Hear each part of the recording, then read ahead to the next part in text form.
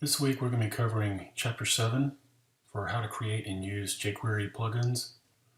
We've seen a lot of plugins across many websites. Most of the ones you're probably common with are ones like Silverlight, Java, and some of the other ones that you can add in that make a lot of content more multimedia, interactive-like, and enjoyable. And jQuery supplements that listing there through the use of APIs that support chaining and iteration. So the objectives we're going to be covering in Chapter 7 include the use of plugins for supporting a web page that include Lightbox, BX Slider, Cycle 2, and of course outline some of the specifications for a plugin. One of the best things to do, of course, is once you gather this knowledge of what a plugin is, what its components are, is to how to make one. And that's what we'll be doing this week. So other things we'll be doing is, at the end of the week, is be able to explain what a plugin is, how it works, describe the process of building and using a plugin. So the ones you can search for via Google or Bing or even on Yahoo are some of the documentations for the validation plugin for jQuery, including ones that will validate form fields. Some of the URLs that you can use to research these a little further are the jQuery plugin repository, the plugin site, Google Code, GitHub, and SourceForge. These all have websites that support jQuery plugins. Others that support it for displaying images, including Lightbox, Fancybox, Thickbox, and Colorbox. The ones we've also mentioned that are covered in the book as well are BX Slider, jCarousel, the Malsup jQuery Cycle 2 Galleria, and several here also covered, I think in the book some, is the jQuery UI. In this case, it's the layout. There are others that are Masonry, Columnizer, JS Columns, and Layout, as well as jQuery Validation, which I think is mentioned and covered in our book as well. There's others like Ideal Forms and the jQuery Malsup form. jQuery UI is one that's covered in the book, and I've concluded in earlier weeks YouTube videos that cover jQuery plugins, jQuery forms, and of course the jQuery UI. All of these are good sites that support jQuery.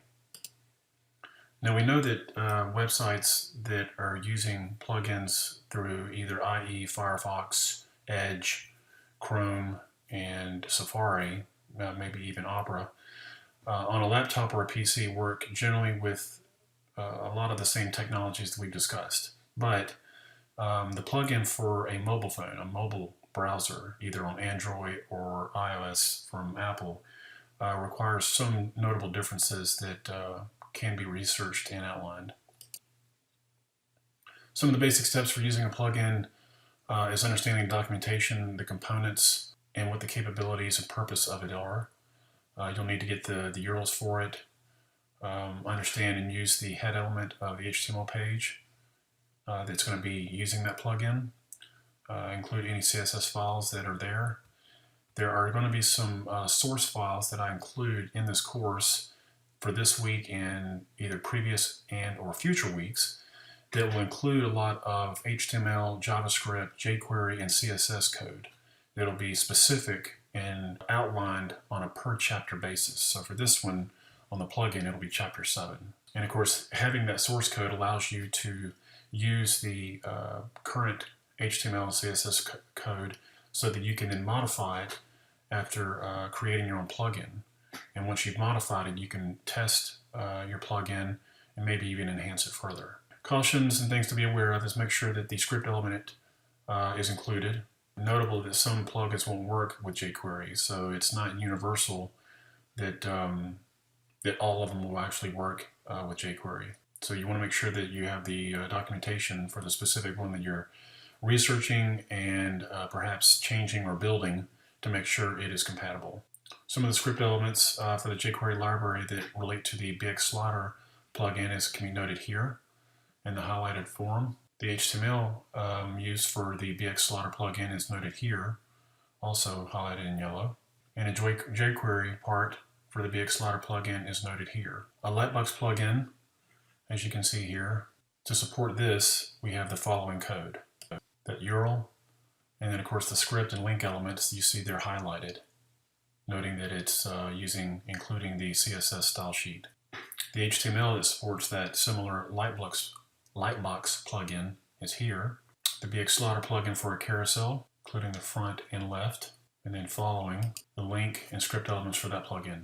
Note that we're using jQuery 2.1.4. HTML code for that Slaughter plugin is here for the front and left side, and then a jQuery for that BX Slaughter outlining the metrics, the size and components there. Cycle 2 plugin used for the slideshow, similar to what we saw previously, with the link and script elements following here. Again, a lot of these script elements and HTML code and CSS coding is very similar, so you want to make sure that all of your syntax is done appropriately and checked. Maybe even putting documentation code in to describe the elements on each line of code. The HTML version for the Cycle 2 plugin, and of course the overall structure for the plugin when dealing with one way of the structure is seen here, but the common way that most professionals use it is at the bottom. And if you notice, there's not a whole lot of difference there. Very, very similar, but we're actually using a return for that function at the bottom. Simple selection plugin that uses a similar structure is the display selection here, and then the script element for that plugin noted in yellow.